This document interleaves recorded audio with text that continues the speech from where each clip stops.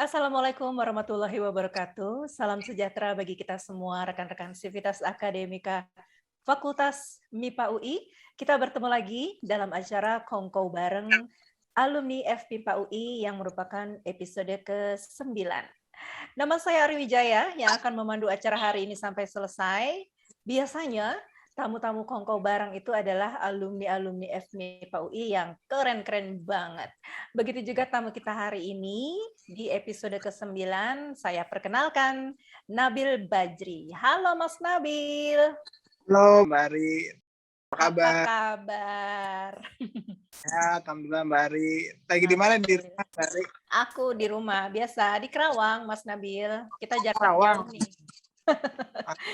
Jarak jauh kita ngobrolnya, tapi Oh, nggak udah apa-apa jauh ya. ya? Demi kampus tercinta kan. Ya, Oke, hari ini kita ngobrol bareng nih Mas Nabil tentang apa aja yang udah dikerjain sama Mas Nabil.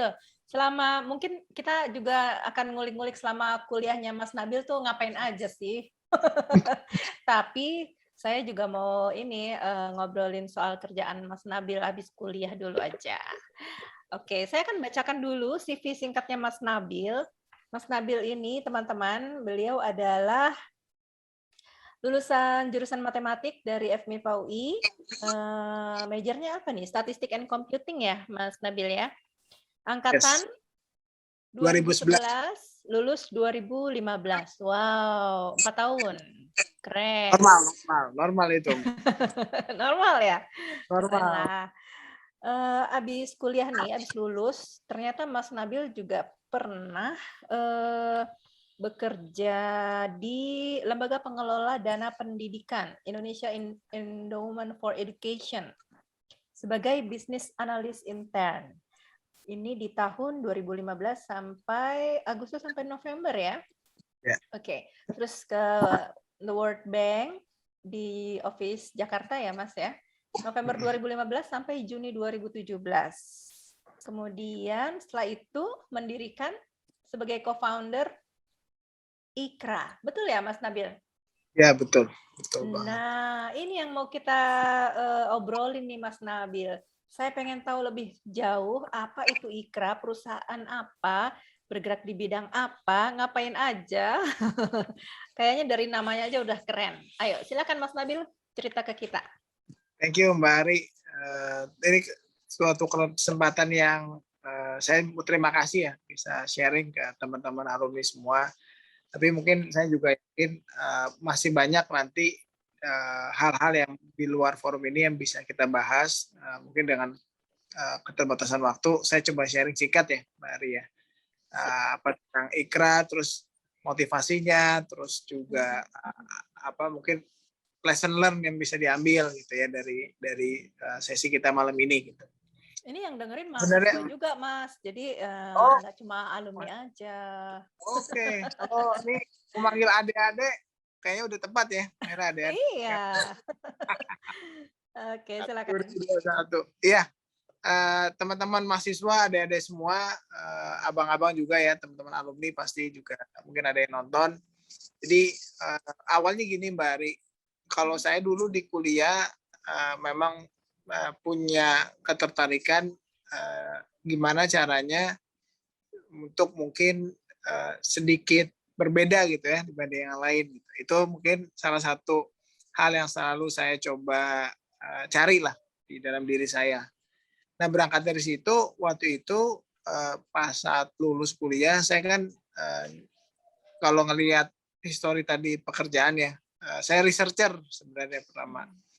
Nah, cuman dulu nyebutnya researcher, kalau sekarang mungkin familiar dengan orang bilang data analis atau data scientist dan sebagainya. Jadi memang sejak awal sudah berkecimpung di bidang data gitu. Saat pertama lulus, waktu itu masih cukup jarang gitu apa role atau job desk atau bisa dibilang minat ke arah sana gitu ya, karena waktu itu belum ada era ngomong sekarang kan industri 4.0 bahkan udah 5.0 ngomongin tentang big data Mbak Ari ya. Terus ngomongin data science yang sekarang udah in banget, udah jadi tren gitu. Waktu itu saya memang punya interest gimana caranya bisa punya satu expertise gitu yang beda gitu sama yang lain. Nah, saya coba bergelut di bidang data waktu itu, Ari. Cuman istilahnya belum ada. Nah, di World Bank waktu itu pertama sebenarnya secara tidak sengaja gitu ya, saya bersama teman-teman saya di World Bank diajak gitu waktu itu sama salah satu teman juga sih di World Bank untuk join komunitas dari di SCBD waktu itu di Sudirman. Jadi setiap pulang kerja kita nongkrong bareng gitu, kongko bareng emang. Ini emang dari kongko sih terus terang, dari kongko waktu itu kita ada komunitas namanya Data Science Indonesia. Itu saya ingat banget, baru lulus 2015 saya langsung masuk kerja di World Bank, diajakin saya ikut nongkrong lah gitu, setiap malam. Nah, berawal dari situ ketemu banyak orang dari berbagai industri gitu. Industri ada yang dari government, ada yang dari telco, banking, ada yang dosen bahkan macam-macam lah.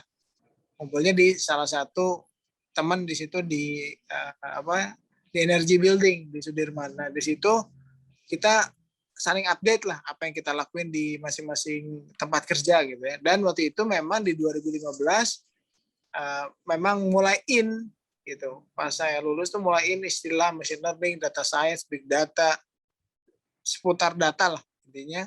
Itu lagi in dan kita coba bahas apa sih yang relate sama pekerjaan kita gitu. Apa yang kita bisa bantu buat society nih gitu. Jadi niatnya memang apa yang bisa kita bantu buat masyarakat gitu kan. Akhirnya memberikan satu komunitas, ada badannya juga yayasan, dan kita mulai bergerak untuk mengedukasi gitu, mengedukasi, sosialisasi, mengadvokasi Mbak Ari. Jadi niatnya sebenarnya awal belajar tentang data itu di komunitas gitu, komunitas Data Science Indonesia, dan komunitas ini cukup aktif gitu ya, sampai sekarang masih ada dan saya juga masih jadi pengurusnya. Di mana sekarang tuh kita dulu sejak awal tuh mengadvokasi, mengedukasi ke organisasi-organisasi. Jadi kita bikin event, bikin seminar, terus bikin pelatihan gitu ya. Sifatnya mostly free lah. Gitu kita berikan free sejak awal untuk gimana caranya orang Indonesia nih melek dulu nih tentang data science gitu. Karena memang waktu itu belum banyak lah ya. Masih didorong oleh teknologi yang datang ke Indonesia, produk-produk luar negeri yang akhirnya mengeducate untuk menggunakan produknya instead of pengetahuannya gitu. Akhirnya ya kita punya semangat anak-anak muda ya mostly, semangat idealisme untuk gimana caranya biar pengetahuan ini tersebar luas. Ya udah kita keliling tuh Mbak ke industri, ke universitas gitu, ingat banget.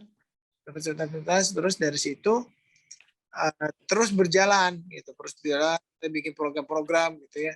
Sampai waktu itu di 2016 akhir kita bikin satu event pertama kita, international event conference di Jogja waktu itu, Mbak Ari. Namanya Data Science Weekend gitu. Nah, di situ ketemulah dari banyak expert, terus ada beberapa ya international speaker gitu. Nah, di situ ketemu dengan bisa dikatakan calon, waktu itu masih calon investornya Ikra lah gitu di 2016 gitu. Jadi di 2016 akhir itu di awal 2017 kita diajak gitu, istilahnya diajak kerjasama, ayo kita perlu seriusin nih gitu, perlu seriusin di mana kita nggak bisa kalau namanya juga komunitas ya, kita kan voluntary base, nggak ada gaji gitu, jadi memang kesenangan aja gitu untuk bisa sharing. Akhirnya memang kita memahami punya keterbatasan karena bisa melakukannya di luar jam kerja kan, entah saat senggang atau lagi cuti atau lagi weekend atau after office gitu kan. Betul, betul. Nah, dari situ kita melihat gap sebenarnya Mbak Ari. Kita kan orang data, orang yang ngerjain gitu bisa dibilang, orang yang ngerjain, melihat gap ternyata bukan cuman talenta orang yang bisa mengolah data itu sedikit waktu itu ya. Tapi masalahnya juga adalah pemahaman tentang pentingnya data di masing-masing organisasi itu juga masih rendah gitu. Jadi perlu diedukasi nih, perlu di tap in nih industri-industri, dan itu waktu itu masih bisa dikatakan masih belum banyak, kecuali big company kali ya. Big company pun masih di-drive oleh teknologi produk dari luar gitu. Jadi masih kadang tergantung teknologinya, yang datang orang marketingnya tepat nggak nih ngajarinnya gitu kan. Betul. Jadi nggak berdasarkan masalah dari masing-masing organisasinya apa, itu yang kita temui. Jadi dari situ kita akhirnya ngelihat ada problem yang valid gitu, untuk mengeducate, dan kita nggak bisa setengah-setengah. Itu sebenarnya alasan kenapa IKRA didirikan dan dibuat terpisah dari komunitas data science Indonesia gitu. Jadi dari situ akhirnya kita mulai ya, basically kita melakukan training, konsultasi gitu ya, sampai mengerjakan project sih intinya. Tapi dengan beberapa pendekatan yang memang berbasis data science, big data, dan terminologi yang relate lah. Gitu. Itu mungkin gambaran awal, Mbak Ari ya. Oke. Berarti ini perusahaan yang didirikan berawal dari ngumpul-ngumpul komunitas, kemudian Betul. lanjut jadi bisnis deh. Jadi bisnis. Keren Nggak niat banget. padahal. Keren. Terus udah punya apa namanya customer atau perusahaan yang dilayani udah banyak, Mas So Nabil? far sih udah lebih, ya udah hampir 50 ya, sekitar 50 company. Keren banget. Berarti ini Nah, dalam waktu 4 tahun ya, dari 2017 kan ya? 2017, 4 tahun. Jadi 4 tahun yang memang bisa kita katakan ada yang mungkin bergerak dari pemerintah, tapi memang kalau bisa di mapping gitu ya Mbak Ari, mostly yang cukup aware dan udah cukup advance itu penggunaannya, cukup mature lah saya bilang. Itu industri-industri tertentu, mostly itu ada di sektor finance biasanya, karena datanya besar, lalu lintas data apa transaksi misalnya itu cukup besar. Terus juga biasanya perusahaan telekomunikasi, telco ya, itu yang asuransi juga, masuk ke dalam finance sih, jadi insurance, terus microfinance, banking, under finance. Itu selama ini selama 4 tahun ini mengelola perusahaan, apa kira-kira kendala-kendala yang dirasakan nih Mas Nabil sebagai co-founder? Sebenarnya tiap tahun beda-beda Mbak Ari ya. Tahun pertama pasti apalagi baru mulai gitu ya, walaupun kita memang terbantu karena udah punya network di komunitas ya, network yang udah kita bangun lah, relasi ke perusahaan-perusahaan. Tapi di awal itu banyaklah kita bikin program service ya, program atau services yang memang perlu divalidasi dulu, fit nggak secara price, terus kemudian spesifikasinya gitu. Jadi itu satu yang memang kita validasi dulu di depan. Jadi ngomongin hal yang paling basic waktu itu, dari kita masih terus menggali sebenarnya customer itu punya problem apa, fit nggak solusi kita gitu, produk atau service kita bagi solusi fit apa enggak. Jadi basic things dalam sebuah organisasi lah ya, perusahaan gitu. Nah, tapi challenge yang paling besar waktu itu adalah ya kita dapat investasi gitu ya, dan kita juga punya tanggung jawab lah untuk bisa mengembalikan. Artinya bukan hanya sekedar, kalau mungkin most of unicorn gitu ya, karena dapat funding yang besar, kita bisa dikatakan sejak awal memang berdiri karena kaki sendiri. Kaki sendiri kan artinya bisa terus berkembang karena services kita tanda kutip dibeli gitu ya, ada yang menjadi customer terus gitu, bisa berkembang. Jadi challenge pertama sebenarnya adalah dapatkan customer pertama gitu Mbak Ari ya, sambil berubah. Terus berkembang, challenge-nya berubah-ubah gitu kan, berubah-ubah mulai dari ternyata kebutuhan dari klien ini sangat rigid, spesifik gitu ya. Artinya demand-nya ada, tapi memang kebutuhannya spesifik. Artinya bukan dari sisi bagaimana data itu digunakan, tapi bagaimana kita benar-benar bisa solving the problem si klien kita nih. Artinya akhirnya kita mau nggak mau, nah ini relate sih sebenarnya sama bidang keilmuannya. Kita nggak bisa mengandalkan satu teknologi tertentu atau kemampuan pengolahan data tertentu. Akhirnya kita terjun untuk memahami bisnis proses klien kita. Akhirnya jadi ikut belajar yang hal-hal baru ya.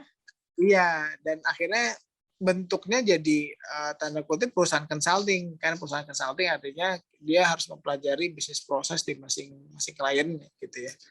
Akhirnya ya kita punya pendekatan solving problem with data, tapi problem based gitu, problem based approach lah gitu. Jadi nggak necessary teknologi ini bisa dipakai untuk semua perusahaan atau pendekatan ini enggak. Jadi tergantung banget dari masalah perusahaan. Nah, itu kita belajar banget di 2018. Terus di 2019 kita punya challenge, pemainnya udah banyak gitu. Pemainnya udah banyak, kompetitornya nih. Kompetitor ya. Udah mulai in soalnya. Oke. Itu udah artinya kita punya value differentiation yang harus menonjol gitu ya. Value proposition-nya apa nih gitu kan. Tapi karena memang kita punya basic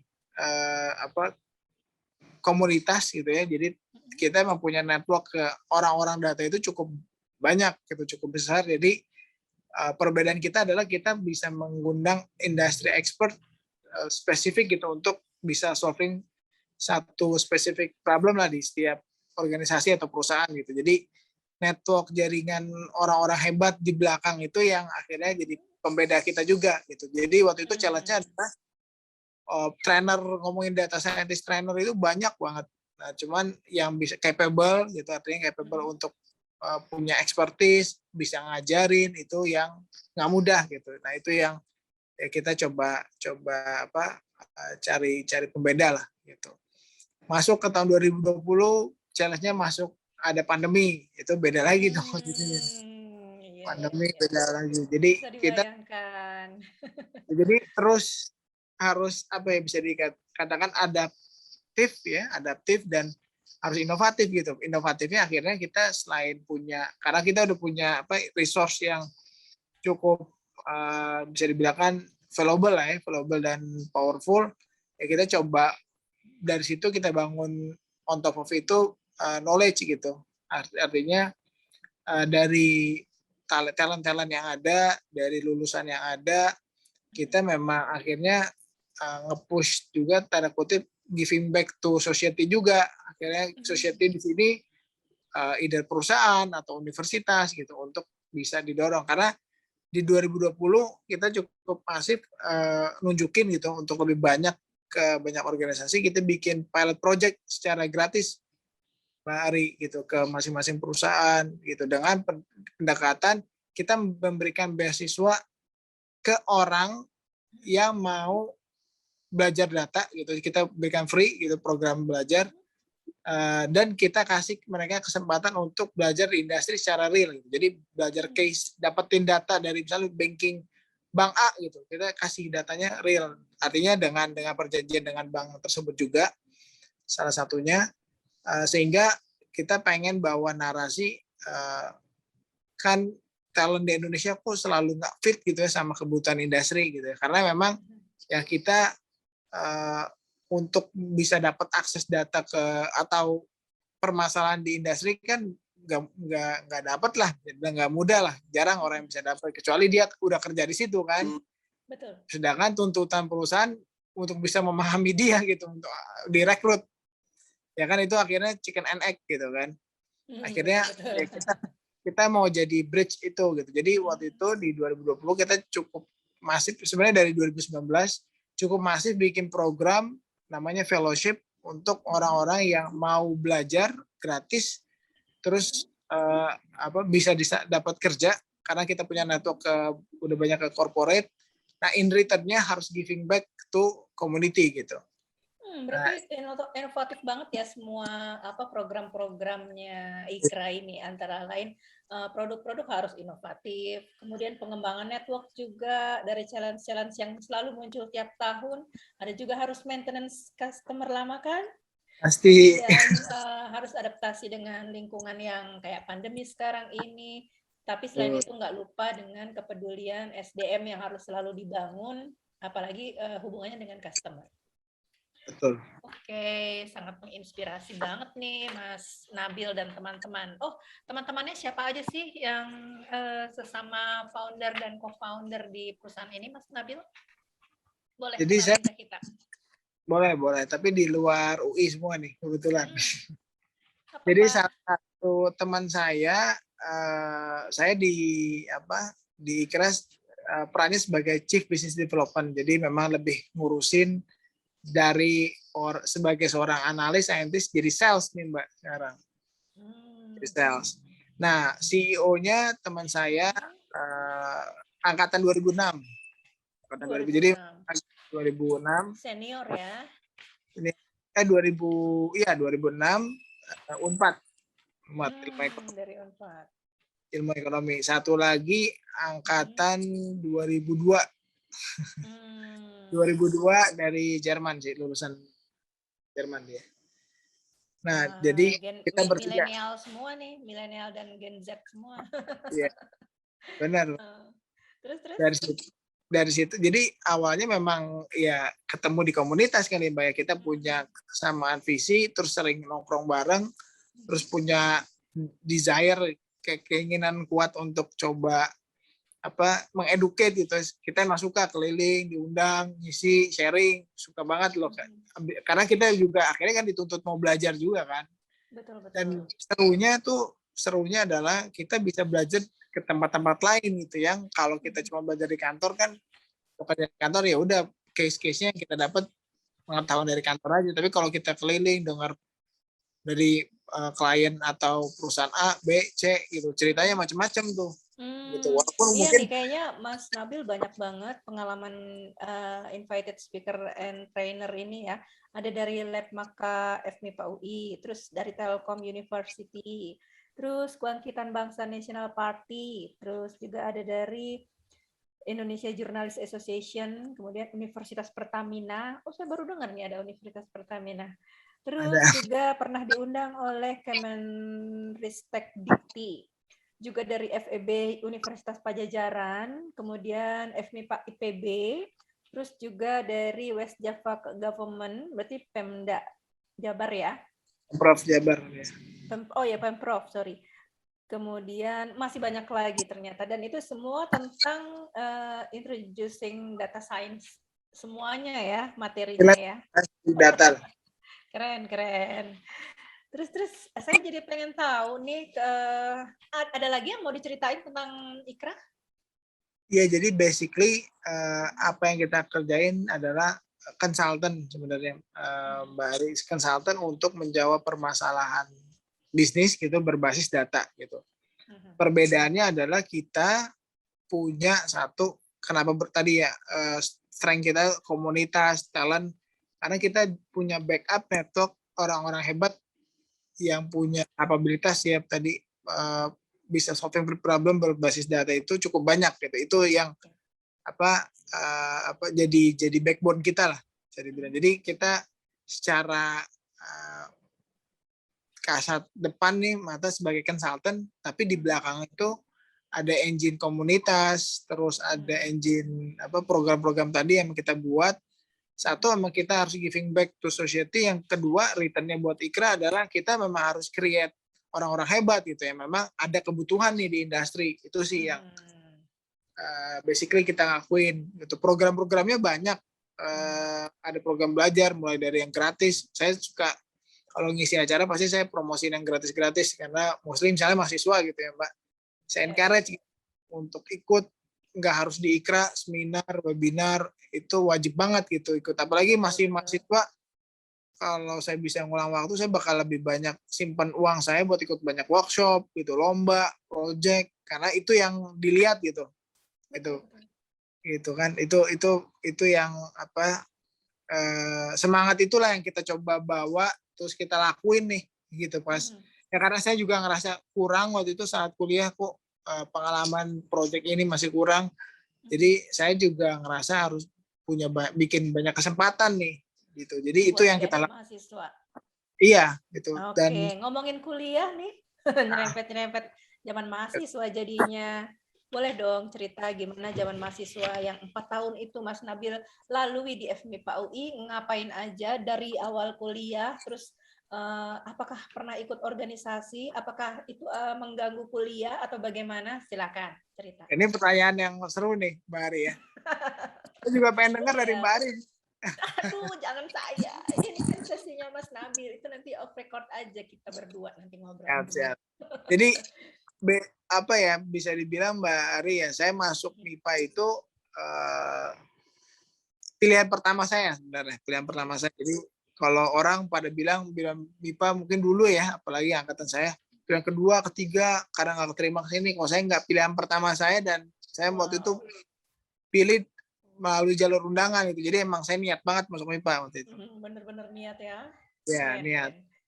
Cuman karena masih SMA, saya ngelihat mana nih peluang kerja yang paling berprospek, saya ngeliatnya gitu, dan paling banyak cuannya nih, ceritanya gitu. Ceritanya gitu. Dulu saya masuk MIPA, cita-cita jadi aktuaris sebenarnya, Mbak Ari. Jadi aktuaris, karena dulu kan yang paling berprospek yang saya tahu itu yang gitu paling ya. Ngetren itu pokoknya zaman itu ya. Ngetren dan paling dibutuhkan, udah jelas banget gitu karir path-nya kan. Jadi itu salah satu motivasi saya masuk lah, dan diantara lainnya adalah dulu ada dosen di kimia tuh masih saudara, terus kemudian di matematik masih ada saudara saya, jadi saya di influence lah akhirnya masuk matematik gitu kan. Nah, masuk saya dulu kalau di SMA lebih banyak spending waktu saya emang belajar. Saya suka banget dulu ikut lomba, terus ngerjain, jadi emang anak yang suka ngoprek-ngoprek soal lah gitu ya.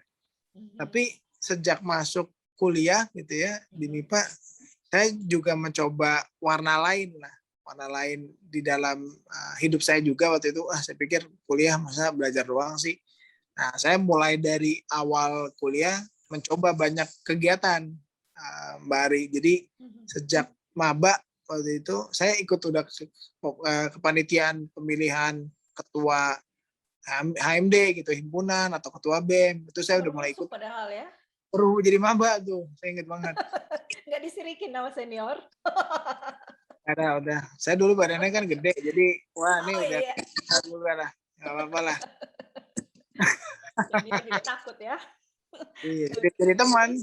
Nah, terus dari situ saya ngelihat kok asik ya organisasi gitu. Jadi saya waktu itu emang punya dream gimana caranya biar akademik tetap bagus gitu, karena harus punya tanggung jawab untuk bisa terutama keluarga sih ya, untuk ke keluarga, untuk bisa udah diamanahin dapat kuliah di UI gitu kan, dapat bersyukur dapat jalur undangan matematik gitu kan. Betul. Itu hal yang perlu disyukurin, dan ya artinya punya tanggung jawab ke orang tua dan adik-adik sih. Jadi itu juga salah satu motivasi saya lah untuk nggak bisa sembarangan nih kuliah, nggak bisa salah-salahan. Nah, tapi hal yang saya pelajarin dan saya juga bersyukur sih, itu saya coba balancing lah gitu. Cuman kalau ditanya cukup bagus apa enggak, saya merasa masih banyak contoh yang bagus. Tapi waktu itu saya mencoba ikut sempat mahasiswa berprestasi, Mbak Ari, walaupun nggak menang ya. Nggak menang. Pengalaman.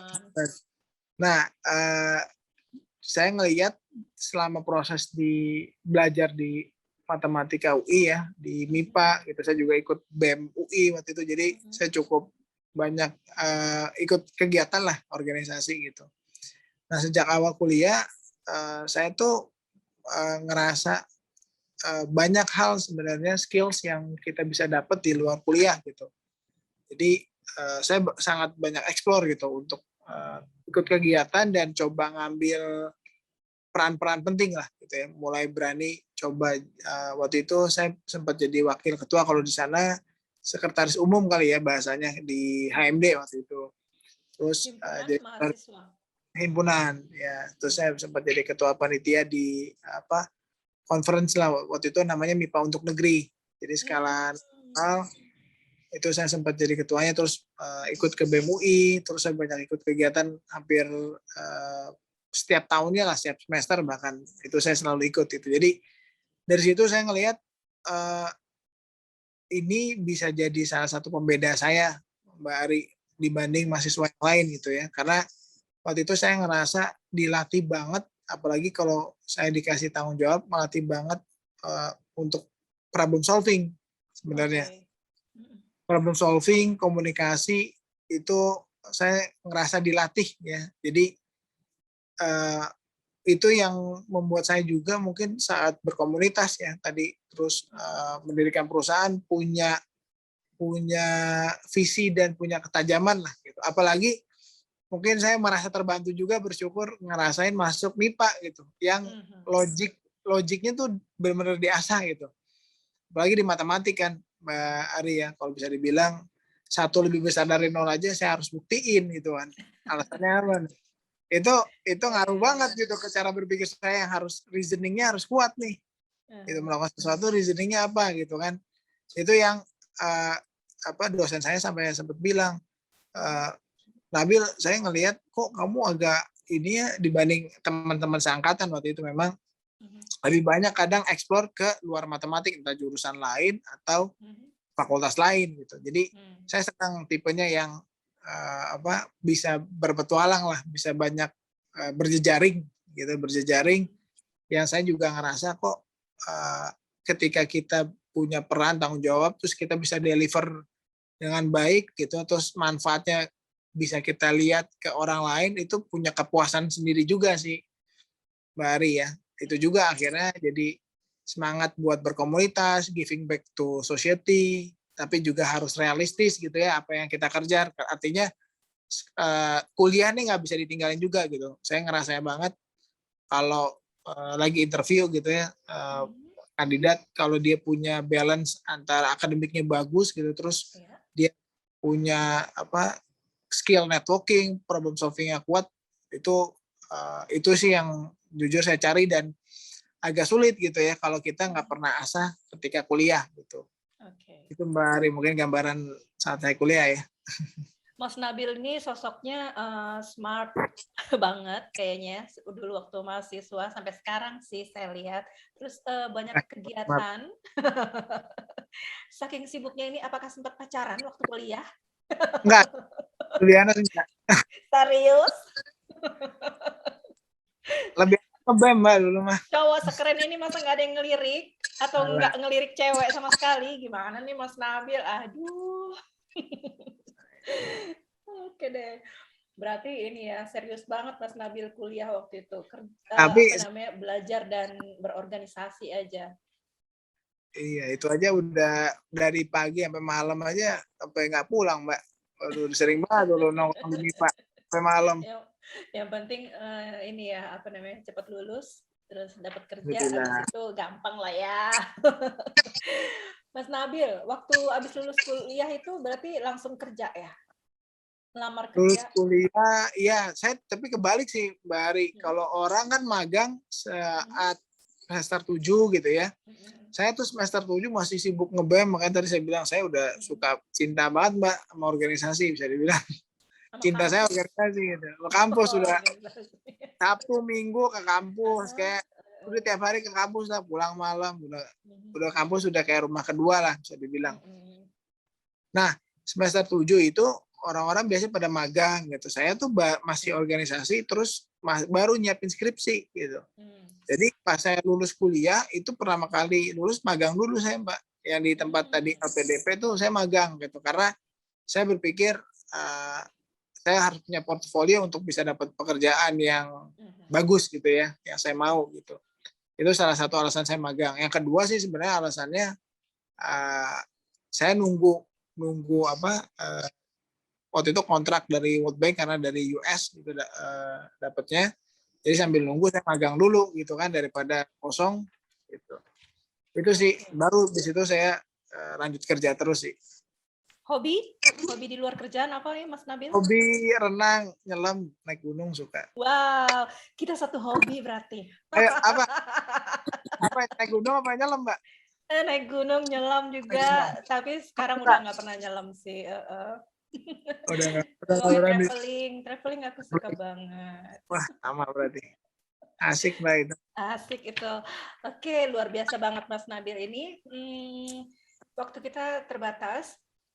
Saya harap Mas Nabil bisa ada closing statement untuk kemajuan FMIPA UI terutama karena ini kan kita pemirsanya selain alumni pasti juga ada mahasiswa. Silakan closing statement-nya Mas Nabil. Kalau buat MIPA saya rasa banyak banget sih Mbak saya juga jadi merasa bersalah nih. Banyak banget peluang dari industri sendiri itu butuh gitu bantuan universitas gitu ya untuk kolaborasi. Sesimpelnya aja tadi untuk create talent yang bagus itu nggak mungkin industri create sendiri tanpa bantuan universitas gitu. Jadi perlu program kerjasama itu satu. Terus kalau dari alumni sendiri yang menurut saya bagus sih Mbak sesi kayak gini atau mungkin lebih diperbanyak ke yang lain supaya makin banyak nih alumni yang giving back to kampusnya lagi gitu kan. Itu yang menurut saya penting. Nah dari mahasiswa mungkin ya, mahasiswa sendiri sekarang saya mungkin ngerasain banget ya pentingnya saat kuliah itu momen-momen berharga, momen pembelajaran untuk kita eksplor apapun gitu yang kita mau, kita bisa menuju tanpa batas lah. Saya bisa bilang belajar apapun tuh saatnya saat kuliah belajar apapun. Karena kalau udah kerja udah punya tuntutan lain ya kan. Jadi balance lah gitu. Kemampuan akademis dan non akademis itu harus ada gitu. Gak bisa kita cuma fokus di akademis atau sebaliknya IPK ditelantarin gitu. Terserah deh, yang penting non akademisnya bagus, skillsnya, soft skillsnya bagus. Gak bisa gitu juga gitu kan. Banyak orang yang mungkin IPK-nya kurang akan bilang soft skillsnya yang penting bagus, atau sebaliknya kalau IPK bagus soft skillnya mungkin nggak perlu gitu kan karena IPK-nya udah cum laude dan sebagainya. Jadi menurut saya balancing itu penting. Jadi sarannya adalah banyak untuk bisa explore banyak hal, mulai dari satu, kalau spesifik kalau ada kesempatan magang, kalau ada pertukaran pelajar ke luar negeri bisa mampu, itu pengalaman yang menurut saya poin plus ya, apalagi kalau mau bekerja. Terus kalau ada project, lomba dan sebagainya itu ikut gitu. Karena itu yang jadi pengukuran kalau saya sih ngelihat pernah punya pengalaman ngerjain apa gitu. Saya akan menilai saat interview ya Mbak Ari, ngelihat kemampuan akademis ya seberapa logical thinkingnya seperti apa, tapi akan dilihat juga portfolionya apa gitu. Jadi tadi magang, project, lomba itu karya alumni, iya itu kuat gitu. Dan itu dilatih kalau juga kita berorganisasi, karena soft skill tadi bisa dibangun karena kalau kita punya kapabilitas tadi ya. Gitu. Intinya balancing tadi juga kembali ke situ ya. Baik, luar biasa sekali. Terima kasih Mas Nabil Bajri atas bincang-bincangnya hari ini. Semoga menginspirasi para pemirsa, terutama adik-adik kita mahasiswa di FMIPA UI dan rekan-rekan Sivitas Akademika FMIPA UI sekalian. Demikian bincang-bincang kita hari ini bersama Mas Nabil Bajri di episode ke-9 acara Kongko Bareng Alumni FMIPA UI. Terima kasih untuk semua pihak yang telah bekerja sama atas terselenggaranya acara ini. Saya Ari Wijaya dan tim Kongko Bareng Alumni UI FMIPA UI undur diri. Mohon maaf jika ada kesalahan. Wassalamualaikum warahmatullahi wabarakatuh. Waalaikumsalam warahmatullahi wabarakatuh.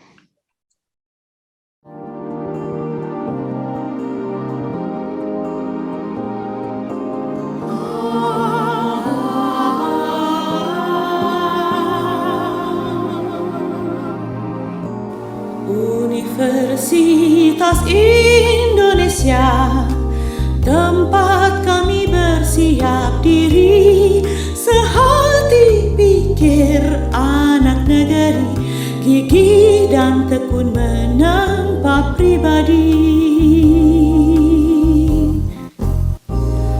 Universitas Indonesia, olah pikir, rasa dan budi, menimba ilmu dan teknologi, selalu peduli pada bangsa ini.